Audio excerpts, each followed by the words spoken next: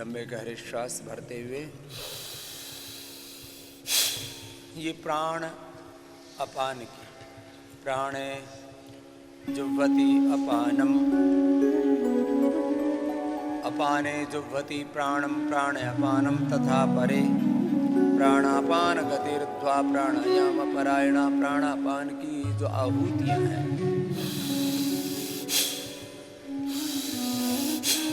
यह भी एक यज्ञ है। लंबे गहरे श्वास लेना,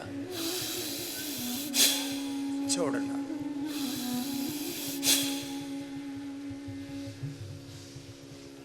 कंठ से ऊपर शरीर में जो वायु काम कर रहा है इसका नाम उदान है। आंखों में देखने की, कानों में सुनने की, नाक में सूंघने की शक्ति, कंठ में बोलने की शक्ति, यहां तक सबसे बड़ी बात मस्तिष्क में विचारने की शक्ति, ये उदान प्राण से चलता। और उदान प्राण स्वस्थ होगा तो हमारी आंखें, हमारी दृष्टि, हमारे कान, हमारे नाक, हमारी रसना और स्वाद पर भी हमारा नियंत्रण होगा, स्वर पर भी, वाणी पर भी हमारा नियंत्रण होगा। सबसे बड़ी बात है हमारे मस्तिष्क पर हमारा नियंत्रण होगा। मन में मनमानी करने वाले विचार नहीं आएंगे।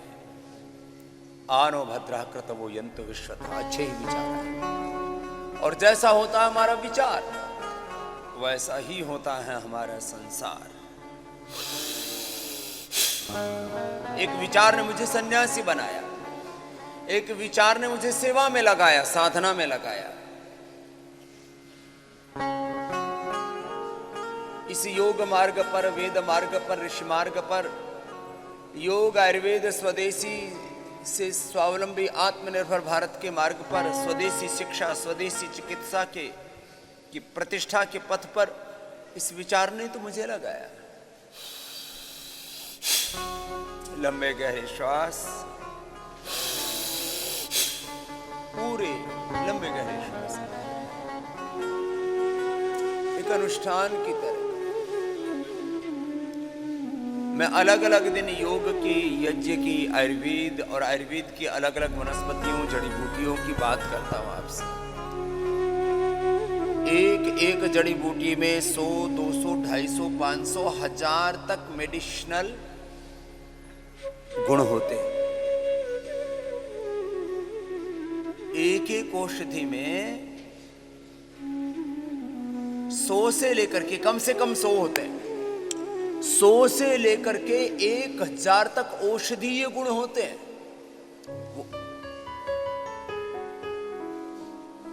एक एक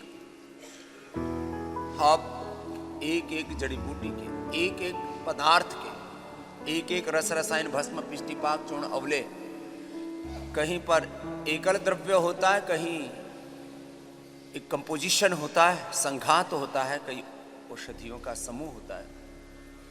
और उसके यदि मेडिसिनल गुणों को काउंट करें तो 1000 से लेकर के 10,000 तक औषधीय गुण मिलते हैं आपको एक मेडिसिनल कोई भी द्रव्य लेने पर, औषधीय तत्व का ग्रहण करने पर। इसके जो एक्टिव कंपोनेंट्स हैं मैं उसकी बात करता हूं। और अब तो लेबल में भी कंपलसरी कर दिया सरकार ने, शास्त्रीय औषधियों को छोड़ करके बाकी जो भी आप अनुसंधान पर आधारित औषधियां बनाते हैं उनके जो घटक द्रव्य के द्रव्यों से ये औषधि बनी उनको लिखना अनिवार्य है, क्योंकि सबकी डिटेल तो अभी लिख नहीं सकते आप। लेकिन पतंजलि ने ये किया है कि औषधियों में जो शास्त्रीय औषधियां उनमें भी जिनमें लेबल पर जगह होती, किसी के तो लेबल ही बहुत छोटे हैं, तो उन सब पर हम लिखने का प्रयास करते हैं। और उनके औषधीय गुण क्या है यह आप PRI की वेबसाइट पर देख सकते हैं। लंबे गहरे श्वास लो। इसको सामान्य गति से, मध्यम गति से,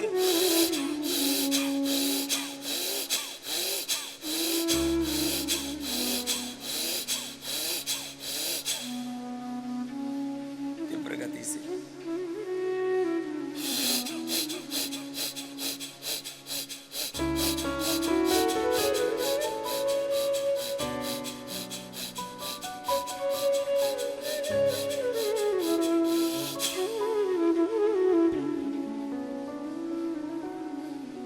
एक लगन के साथ, एक निष्ठा के साथ, एक निष्ठ होके, योग निष्ठ होके, आत्मनिष्ठ होके, बात एक ही, तत्व एक ही, एकम सद्विप्राह बहुधा वदन्ति। गुरुनिष्ठ होकर के, आत्मनिष्ठ होके, योगनिष्ठ होके, ब्रह्मनिष्ठ होकर के, सत्वनिष्ठ होकर के, तत्वनिष्ठ होकर के आप प्राणायाम को एक अनुष्ठान की तरह करो।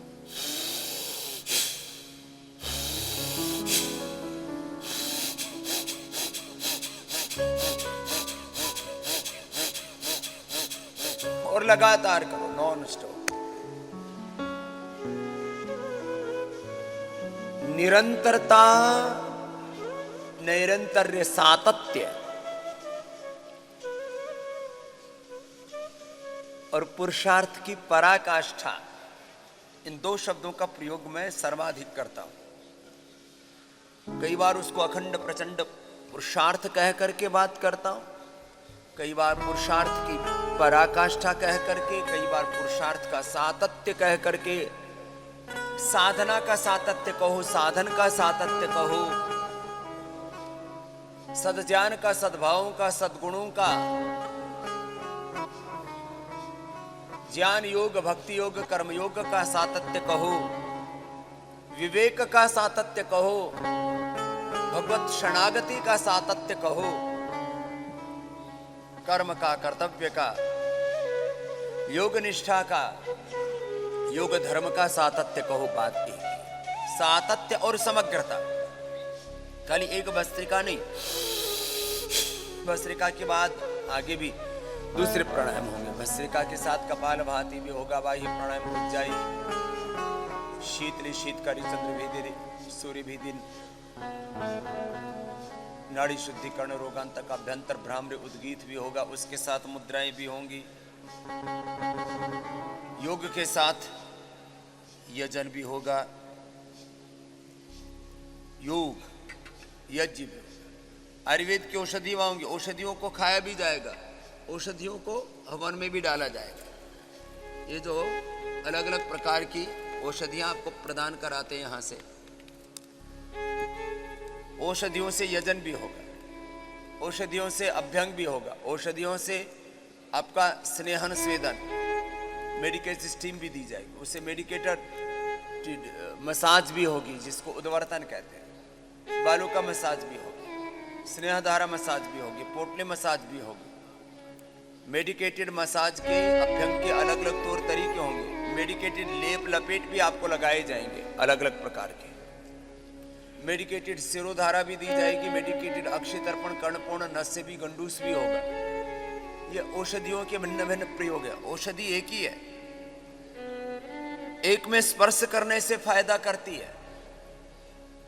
कुछ कहते हैं जी ये टच करने से, स्पर्श चिकित्सा क्या है?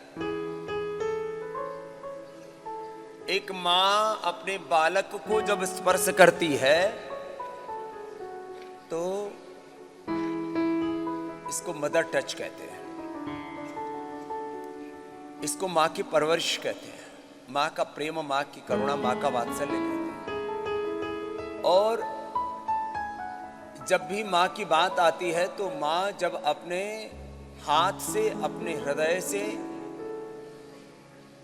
अपने बालक को सीने से लगा लेती है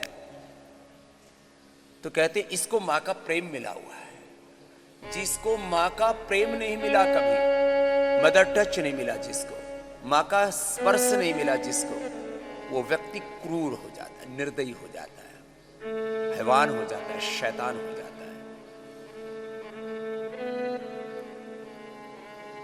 मां का भी स्पर्श होता है, गुरु का भी स्पर्श होता है, और भगवान का स्पर्श जिन्होंने पा लिया है उनका जीवन तो धन्य हो गया। और भगवान के संस्पर्श की भी अलग प्रक्रिया है। भगवान की करुणा को पाना, भगवान के प्रेम को, भगवान के अनुग्रह को अनुभव करना, भगवान के आशीष तो सदा बरस रहे हैं।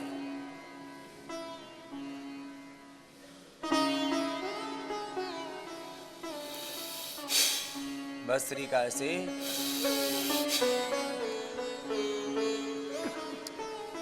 तो स्पर्श से भी लाभ होता है, गंध से भी लाभ होता है।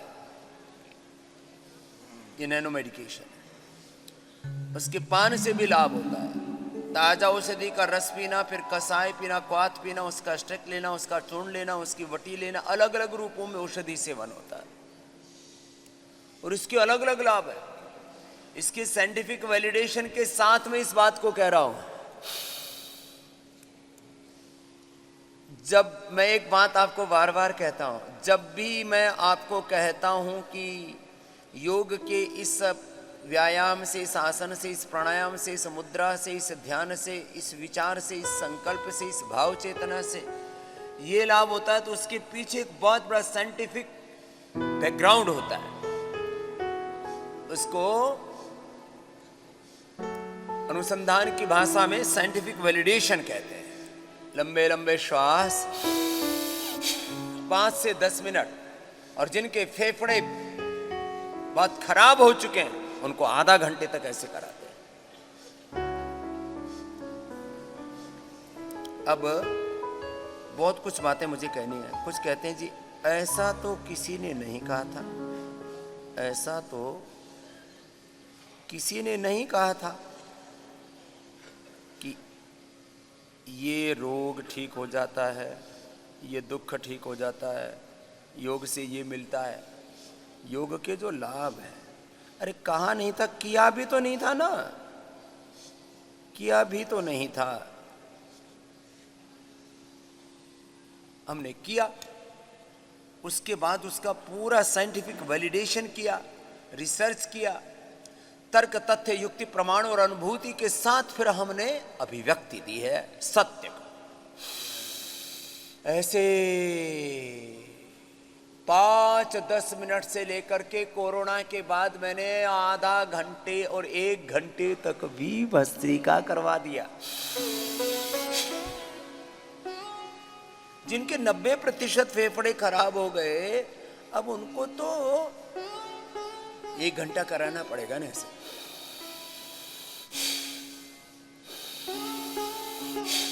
आराम। ये उदान प्राण था, फिर ये कंठ से लेकर के हृदय तक प्राण है, जिससे हमारा स्वर तंत्र, इसमें उदान का और प्राण का दोनों का सहयोग है। मैं एकत्व की, अस्तित्व की, सामंजस्य की, वननेस, कोएग्जिस्टेंस और हार्मनी की थी एक साथ तीनों बातें करता हूं। स्वतंत्र एक इकाई भी है हम, और हम परस्परता में, सामंजस्य में जी रहे हैं। इसलिए एक साथ एकत्व, सा अस्तित्व और सामंजस्य को समझना पड़ेगा।